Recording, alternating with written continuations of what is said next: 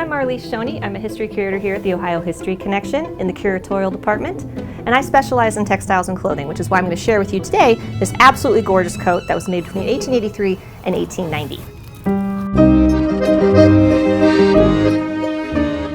So this coat was designed by a very famous Paris couturier or high-end designer. His name was Emile Pingat. He's not as well remembered today as some of his contemporaries like Jacques Doucet or Charles Frederick Worth. But that's because he had a relatively short career and didn't pass his design house on to anybody else. Couture garments, by nature, are going to be made by hand. You had the sewing machine by this period of time, but the hallmark of a couture high-end piece is to have everything finished by hand. So we know it's from 1883 to 1890 due to this standing band collar, which is going to stand up on the neck. Then you have these fitted sleeves. They're going to be fitted and shaped through the elbow to the wrist in this high cut armscye up into the armpit that's going to actually pull your shoulders up and back.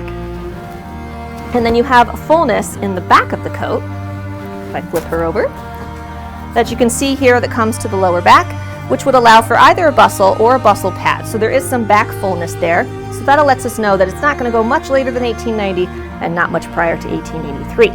The other thing that's interesting about it, this coat was actually sold in Cincinnati, and how that came to be, because most of the time you would have to travel to Paris to get your designer garments, is he did allow licensed copies of his work to be sold by American merchants, and that's what happened here. So you see his label here, where it says Emile Pingat, and it has his address in Paris. And interesting, the label beneath it is for the store in Cincinnati in which the coat was sold. Interestingly enough, most of the time when you were buying French fashions like this, they were made to order in Paris at the designer's store.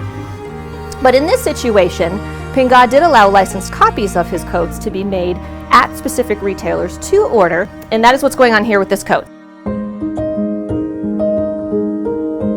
So this store was called A.E. Burkhardt & Company, run by Adam Edward Burkhardt, who was a German immigrant to Cincinnati, and he's going to start a company that specialized in fur pieces and outerwear, both for women and men, which is what you see here. But the coat itself, the best thing about it is it really shows that you didn't have to live in New York or Chicago or even Paris to get high-end designer garments like this. This was happening in Ohio, and Ohio was actually on the forefront of fashion innovation for many decades, starting in the 19th century all the way to now.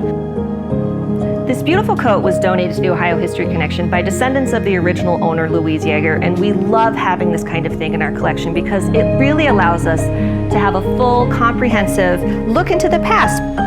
Pieces like this beautiful evening coat are finding a new home in our new collections care facility opening in the summer of 2024, and we hope that you can come and visit our site and see pieces like this and other wonderful artifacts and learn more about Ohio's history.